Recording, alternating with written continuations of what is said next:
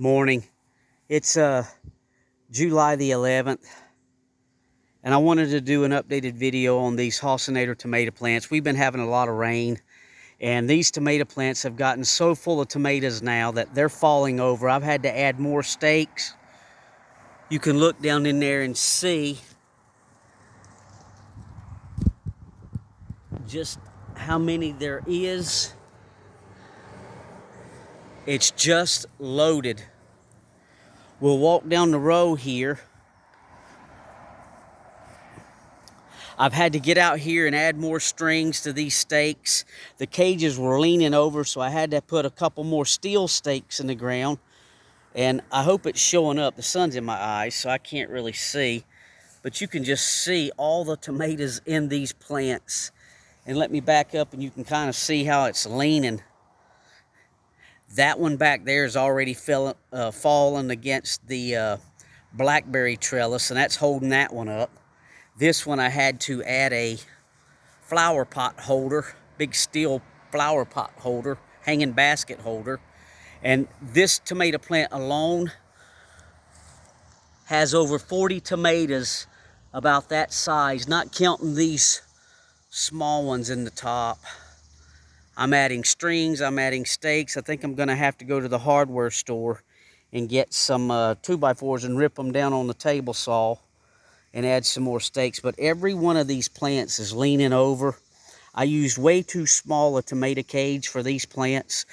If you're growing these and your soil is heavily amended and you're fertilizing like you should be, you need a big tomato cage for these plants. These little regular tomato cages aren't going to do it. I've got limbs falling on the ground, and with this determinate variety, they say you're not supposed to pinch out the suckers, but I might have to cut some of these things off because it's producing so well that I'm having to add stake after stake. You can just see this steel pipe I've got in the ground is leaning sideways. Now these plants did pick up some blight this year. I didn't get them sprayed like I should have, but they're still heavily producing. So we'll walk back down here. Don't judge me on my grass. I got to get it cut. It's been we've had so much rain that I hadn't even had a chance to pull the lawnmower out. So what I'm going to do is I'm going to try to pause this video and stick it in this tripod and see if I can harvest that big one back there and get some of these other ones out before it rains tonight. I don't want any of them to start cracking on me, so hang on just a second. Okay, we made it. So let me see if I can get in here and pull this one guy.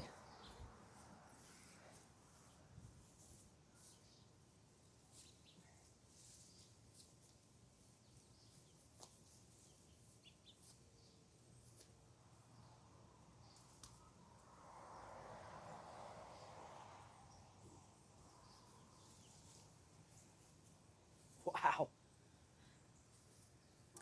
That's the largest Hossinator tomato I've grown to date. I hope that's picking that up. That's massive. I did knock one of the green ones off trying to get it, but it's worth it. I've got so many it don't matter.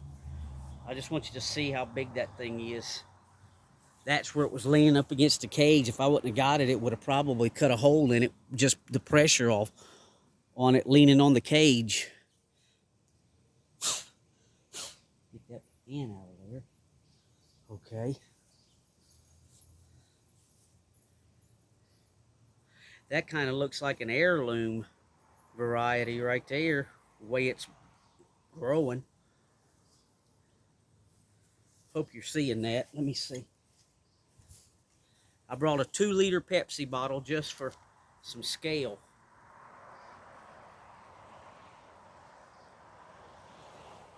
That's crazy. Let me turn it this way so I don't get copyright infringements. But there you go. That's a 2-liter soda bottle. That's our big one. Get that little cricket out of there.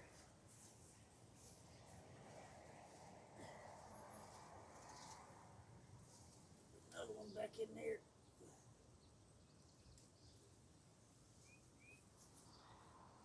That's an average sized tomato.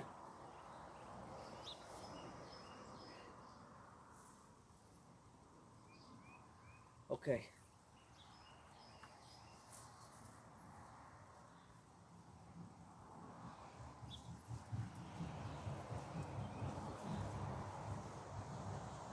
I'm going to go ahead and pull these a little early just to get some weight off of that plant.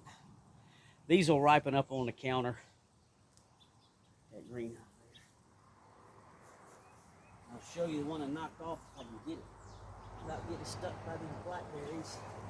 So that's the one we lost, but it's pretty, you can see right here on this one, it was already so much weight on that, it was cutting into the cage. So that one wouldn't have lasted anyway. So we'll just toss that in there and we'll flip her around down through here. And I'll go down through here and pick some of these ones that are blushing.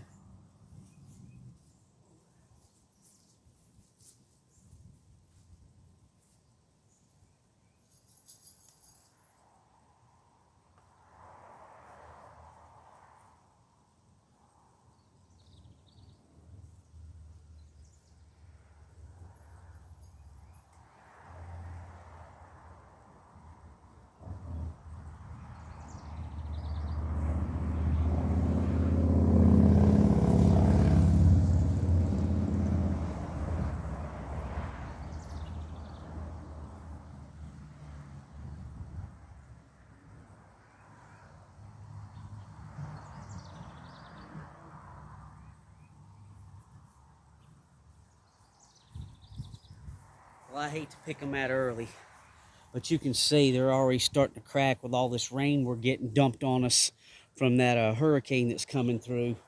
So we've got a few more over here that I'll probably pick.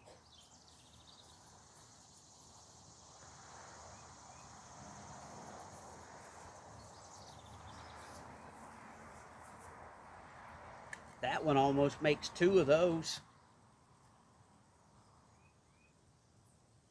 That's just crazy. Okay, let me see if I can get a couple more over here. Maybe I'll just carry this over.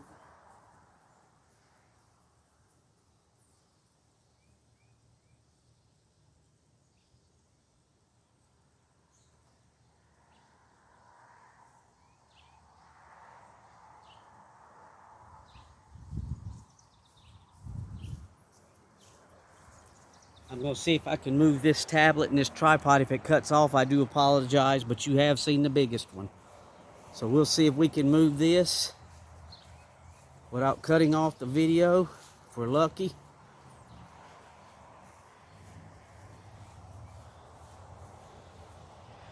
Okay.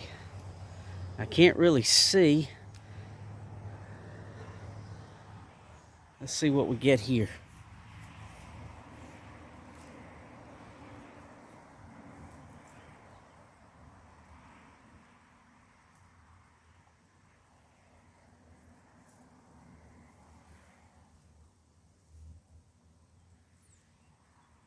Little guy.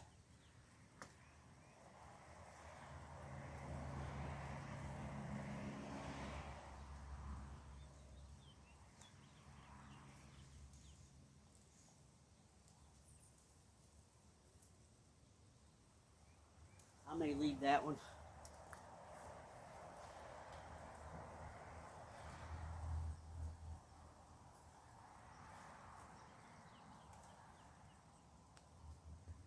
Wow, that's still green on the other side.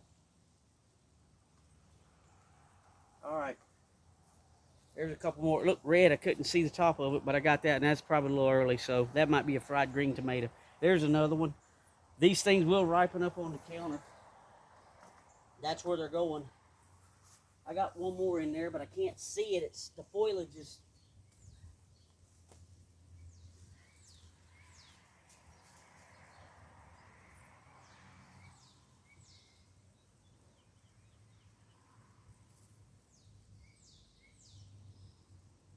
Yeah, I may chance that guy.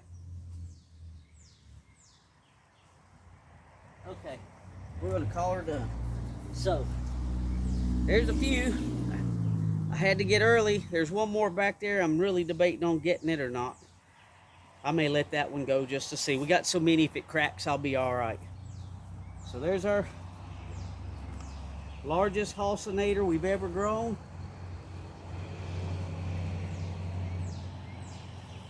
If you haven't tried these tomatoes, you should give them a try. They don't have the flavor of an heirloom, but they still make great tomato sandwiches, and we can all of ours into pasta sauce. And we add a lot of seasoning, so we're good with that. These are easy to grow. They did get the blight this year, but if you're going to grow this variety, get some big cages. Don't make the mistake I made and then have to fool with these guys all year long. Thanks for watching.